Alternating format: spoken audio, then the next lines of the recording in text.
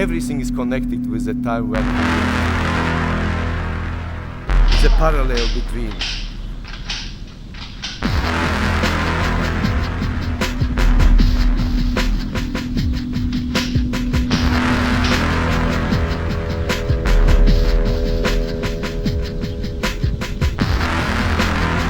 Coco is a gorilla. Ali is a chimpanzee. Right, very good.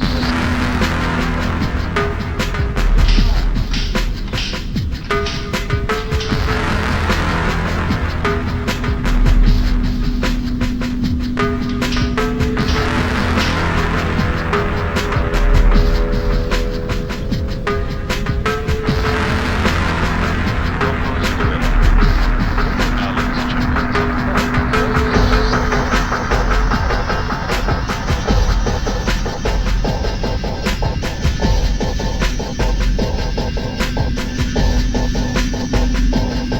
We have no precedent for this, no way of getting our bearings. Nobody to tell us what's happening. We're suddenly projected into a world where everything happens at once. But there's a mixture of it. The same information is available at the same moment from every part of the world. Energy is available everywhere at once. And retrieval systems, electric retrieval systems, enable us to recall anything at all instantly. This kind of total memory, such as for example permits even now by microcard the putting of all the books in the world on one desktop. Electrically it is possible to put every book in the world and every page of every book in the world on one desktop.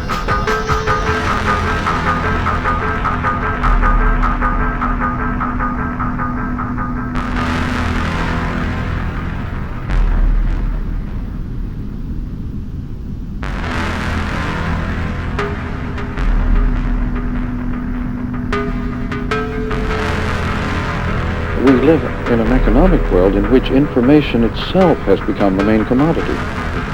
Packages and consumer goods are now a relatively minor commodity compared to just information. Where does this information output? The fact that information is so readily available, where does that put the traditional family situation, for instance? It means, for one thing, for example, that the computer could become the basis of a cottage economy again. Just as the kids have gone back to the Middle Ages in their costumes and social outlook, role-playing, so our economy could go back to the cottage economy of a much earlier time. You could run the world's biggest factory in a kitchen by a computer. In other words, the nature of instant speeds, telephone, telex, computer, is to decentralize all forms of management and all forms of hardware.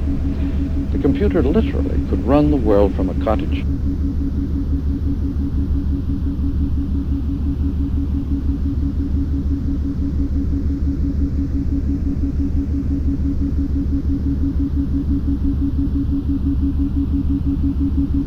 Learned as a teacher of English and criticism. I learned this technique of structural analysis. I learned it at Cambridge from Richards and Emerson and people like that. So, I'm not familiar with them. So well, it's called the new criticism in English, but it's really structural analysis. what was their main? Well, it's just this, that you attack a poem as a situation, a complex situation. You attack a word as a complex situation. As a part of a wider. Yes, figuring out. Right. And so it is structural, always structural, and there are no value judgments.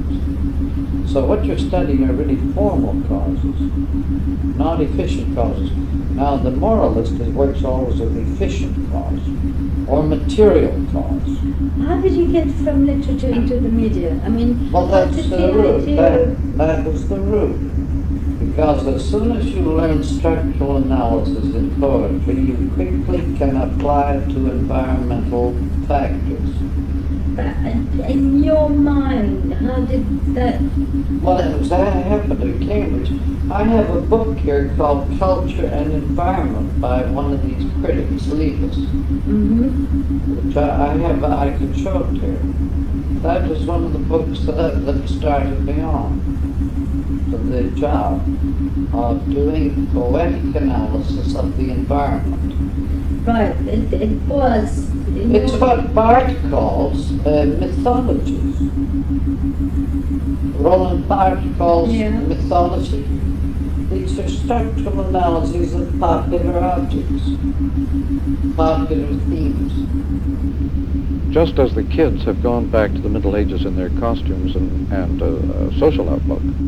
Well, a woman's car looks like it was beaten down in a hailstorm. Her insurance wasn't sure it would cover the damage caused by not hail, but a high elf prepping for battle in the middle of a Portland intersection. That woman there getting help, police say he is facing charges. What those will be up to the grand jury. The victim tells me she's sharing her. At the time, he told them he was a high elf battling Morgoth from Lord of the Rings. Do you regret what happened? What's hard for me is because the story, it's such a bizarre story. Youth instinctively understands the present environment, the electric drum. It lives it mythically and in depth. This is the reason for the alienation between generations, because the older... Play. Anything you want to do, anyone you want to be, you can do that through cosplay. Because the older training of observation has become quite irrelevant in this new time. The older training is based on psychological responses and concepts conditioned by the former technology, mechanization. Yes. My own means way of testing the sorts of effects that any new form is likely to have on us is to keep a sharp lookout on changing styles in the arts.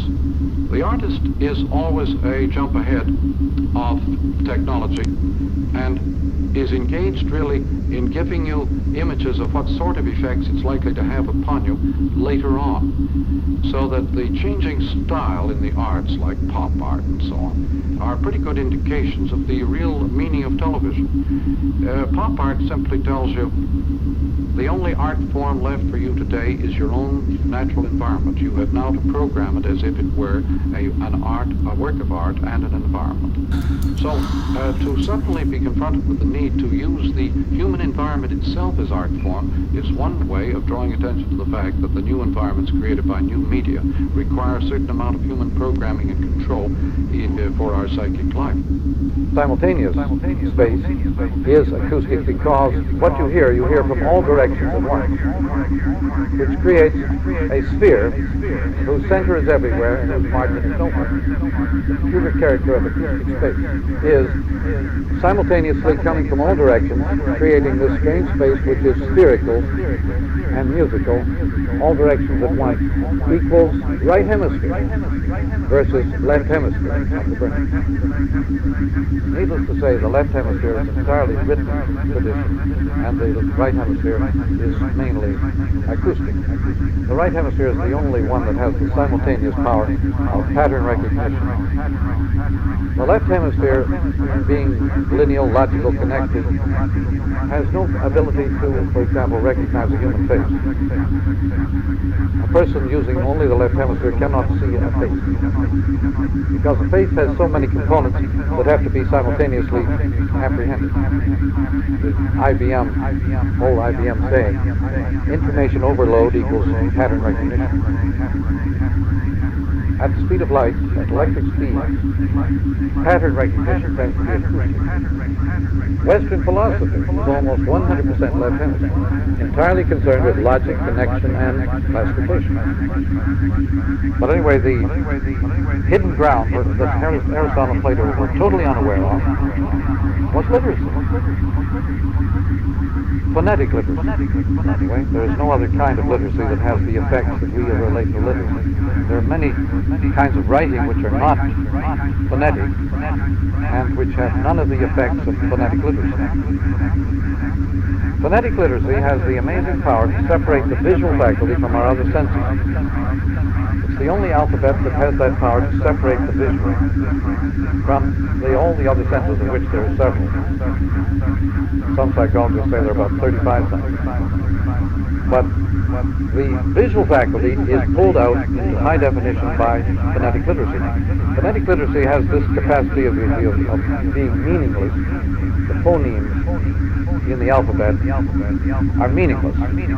They have no semantic meaning. A, B, C, D are not phonemes, those are morphemes. When you say A, B, C, D, abacada is phonemic. A, B, C, D is morpheme. Has meaning. The ABCs, he knows his ABCs is a meaningful statement. But the abacada is not. When the separation of meaning from the visual came into play, it split Western man wide open. For the first time in human history, the visual part of man came alive in isolation from the rest of man.